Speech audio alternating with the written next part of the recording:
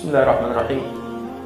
Anhu, yakni an Abi Hurairah, anna Rasulullah sallallahu alaihi wasallam qala idza tawadda al-'abdul muslim awil mu'min faghassala wajhahu kharaja min wajhihi kullu khati'atin nadara ilaiha bi 'ainaihi ma'al ma'i aw ma'a akhir qatri al-ma' fa idza ghassala yadayhi fa kharaja min yadayhi kullu khati'atin kana batashadha yadahu ma'al ma'i aw ma'a akhir qatri al-ma' فإذا غسل رجليه خرجت كل خطيئة مشتها رجله مع الماء أو مع آخر قطر الماء حتى يخرج نقيا من الذنوب. رواه Muslim. Di sini Rasulullah SAW menyampaikan jika seorang hamba berwudu, maka ketika dia membasuh wajahnya,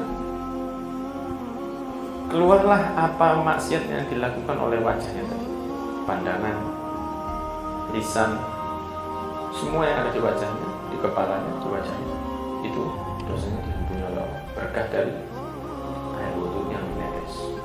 Kalau dia membasuh tangannya, maka apa yang dilakukan tangannya tadi diampuni oleh Allah Subhanahu wa ta'ala. Kalau dia membasuh kakinya, maka diampuni apa yang telah dilakukan oleh kakinya, sehingga dia keluar dari wudu tersebut naqiyan min dzunub, bersih dari dosa. Makanya makruh untuk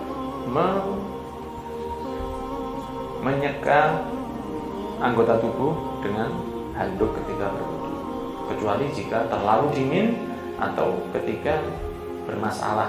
Misalnya saya kalau ada air lama di wajah saya merasa gatal atau saya merasa sakit atau merasa apa. Jika tidak ada darurat di situ, maka dianjurkan tidak dibasuh, tidak diseka dengan handuk, tetap dibiarkan, karena itu netesnya air wudhu itu sama dengan netesnya dosa kecil. Kalau dosa besar wajib tobat, jadi tidak bisa setelah minum minuman keras kita wudhu terus diampuni, tidak bisa. Ini dosa kecil.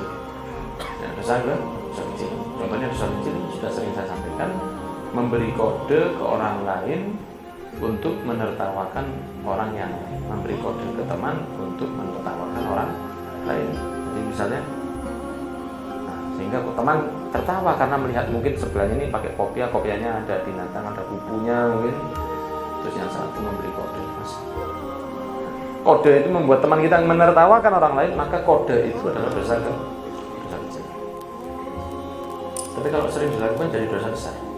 Dosa kecil itu tetap kecil kalau dia dilakukan atas tidak mampunya kita menahan diri dari bermaksiat. Tapi kalau Anda tahu bahwa ini kecil dan saya merasa bahwa kenapa ini kecil? Kecil kok. Maka jadi besar. Karena meremehkan perbuatan maksiat itu besar dosa. Walaupun yang dilakukan adalah hitungannya dosa kecil. Atau dilakukan oleh seorang tokoh. Dosa kecil dilakukan oleh seorang ulama, itu jadi besar karena dia qudwah, karena dia adalah contoh. Kalau diikuti yang lain, dosa kecil jadi besar jika apa? Dilakukan istiqomah. Setiap saat dilakukan terus jadi besar. Maka dosa kecil itu tidak boleh diremehkan. Nah, kalau ada dosa kecil yang kita lakukan karena tidak mampunya kita menahan diri dari berdosa, maka itu bisa diampuni lewat wudhu yang kita lakukan, walaupun belum minta ampun ke Allah, walaupun belum beristighfar astagfirullahaladzim, belum begitu sudah diampuni oleh Allah berkah apa? Air wudhu yang kita ambil tadi. Makanya kalau setelah wudhu sebaiknya jangan diusap dengan handuk, jangan diangkat, karena itu berkah dan ampunan dosa di wudhu tersebut. Begitu pula dengan sholat antara zuhur dengan asar, seperti yang disebutkan Rasul dan riwayat Muslim di hadis yang ke-14 ini. Antara zuhur ke asar, asar ke maghrib, maghrib ke isya, isya ke subuh.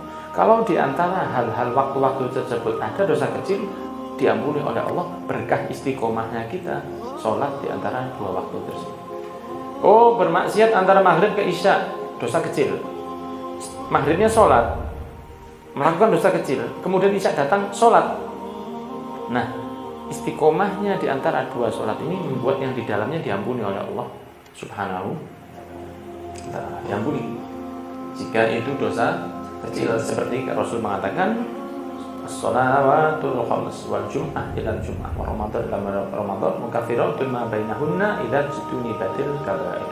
Jika dosa kecil dijauhi, nah kalau dosa besar ya itu harus tobat, harus ditinggal. Tidak bisa setelah zina kemudian wudu, setelah zina sholat, setelah mencuri wudu, setelah